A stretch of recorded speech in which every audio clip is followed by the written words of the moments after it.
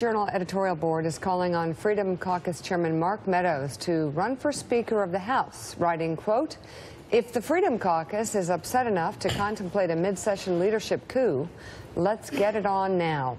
Congress is entering a critical few months. The manly, the patriotic thing to do is force a debate and vote while there's still time to save the day. It's time for Mr. Meadows to step into the spotlight and take some leadership responsibility. The honorable act now would be to announce an immediate challenge to Mr. Ryan, surrounded by his Freedom Caucus supporters and Mr. Bannon's Breitbart staff.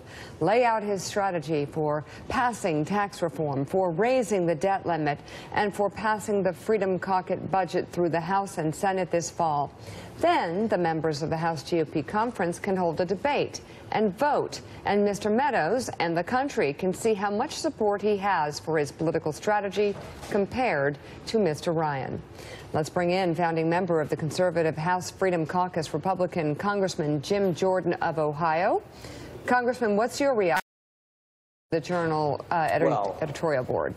Well, first of all, it's completely inaccurate. The patriotic thing and the right thing to do is what we told the voters we were going to do. What did we tell them we were going to do at election time? Let's get focused on that. No one's talking about any type of change in leadership. And frankly, instead of the Wall Street Journal using 6 unnamed sources to write something that is just not accurate, and this is not the first time they've done it, why don't they just call us?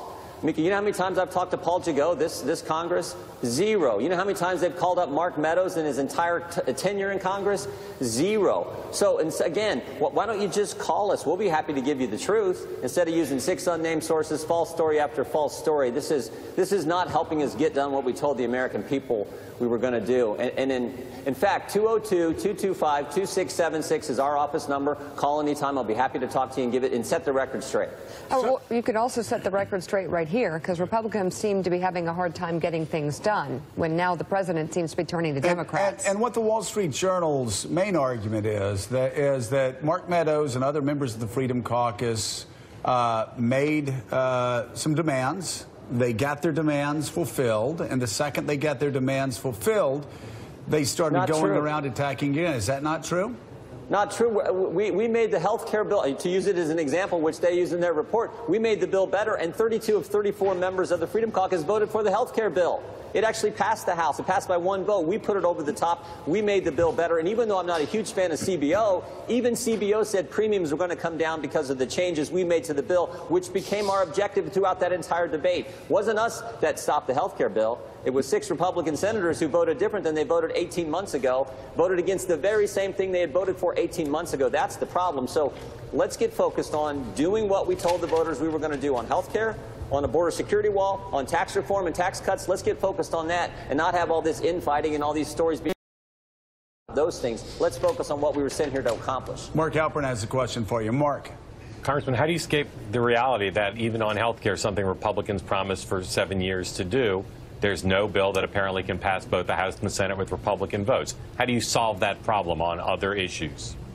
Well, I think you got to keep talking. One of the best things you can do is not take a 6-week break. We just took the longest August recess in a non-election year that's happened in over a decade. I mean, we called for 10 weeks ago. The Freedom Caucus said, don't leave town. We got to figure out what we're going to do to repeal Obamacare. We got to figure out what we're going to do to cut taxes. And don't leave town until we actually put together a plan for the debt ceiling.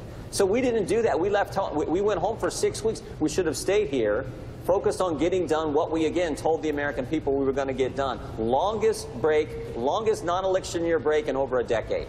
That's not how you solve the big problems that the American people sent us here to solve. Good morning, Congressman Joe and Harold Ford. Your critique right there of the long break, it was a Republican leadership. You guys could have come together and probably changed it, which I think is part of the reason that the Journal may have written what they wrote this morning. I'm curious, around the debt ceiling and tax reform, what are the 3 most important things? You talked about the improvements you guys made to the health care bill, the Freedom Caucus. What would be the 3 most important things that the Freedom Caucus would want? 1 on the debt ceiling and 2 on tax reform. No, great question. On the debt ceiling, we put forward the idea early on, cap spending as a percentage of GDP. So this is a cap idea that's been around for a while. Get spending back down to its more modern times, historic norm, down around 20% or lower. Right now, it's almost 21%, went as high as 24% of GDP during the Obama years. So cap spending, I'll vote for a debt ceiling increase. but only if we're addressing the $20 trillion problem. The debt just hit $20 trillion today. So how can you just raise the limit on the credit card, say for the next 3 months you can spend, you can borrow as much as you want with no repercussions? How can you do that when you got a $20 trillion problem? So that was on the debt ceiling. On taxes, the biggest focus for me, Harold, is to make sure we don't function in a revenue neutral world. Revenue neutral is this idea that the tax burden stays the same. This is Washington speak for tax burden stays the same. We're going to shift around who pays what. And under that scenario, and Joe knows this, under that scenario, what always happens is the connected class with all the high-paid lobbyists, they get a good deal, and middle-class families get the shaft. So let's just lower taxes for families, and let's construct a tax code that's conducive to producing economic growth. Representative Jordan, Elise Jordan here. I am just curious, you point out, rightfully so, that the debt hit $20 trillion. So do you support this deal that President Trump made with Democrats? Because the debt went up in the aftermath of passing this deal with Schumer and Nancy Pelosi. No, I didn't support it. I voted against it. I mean, you know, when you increase the borrowing limit, raise the limit on the credit card, and do nothing to address the underlying problem, I don't think that's a good deal for American taxpayers. But the fact is, we didn't give the president any options. We didn't give him any choices. So the choice was, do you want a longer-term debt ceiling increase that doesn't address the underlying problem, or do you want a shorter-term debt ceiling increase that doesn't address the underlying problem? Frankly, there's not a whole lot of difference between those. That's why we said put a cap on spending. I'll raise the debt ceiling if we actually do something to address the $20 trillion problem. And frankly, I think taxpayers would prefer that. So, Congressman, final question. It's sort of out of, not left field, out of right field, I guess. Should be out of center field. But at what point are Republican congressmen, congresswomen, senators, any Democrats that actually don't deny math, are they going to start coming on this show and talking about our $20 trillion debt, talking about our $50 to $60 trillion in unfunded liabilities, instead of cutting like $13 from, you know, Sesame Street, start at the entitlement crisis that is stealing money from every young person in America? When is that going to happen? I've been waiting for that to happen for 20 years. Great question. When's it going to happen? Nothing else really matters fiscally. Yeah, look, I'm here talking about it because I think it's important. The American people, I think, deep down understand it's important. We had some real entitlement savings in the health care legislation that passed the House. We had real changes to Medicaid that were going to be helpful long-term to beginning to deal with this debt burden. So but unfortunately, that bill didn't get through the United States Senate. But you're exactly right. This is like the college-age kid who says, I want to raise the limit on the credit card, even though I'm piling up debt, even though I'm spending more than I have, and we say, okay, you can raise the limit on the credit card. That just does not make sense. So for the future of our country, we got to deal with it. Congressman Jim Jordan, thank you very much.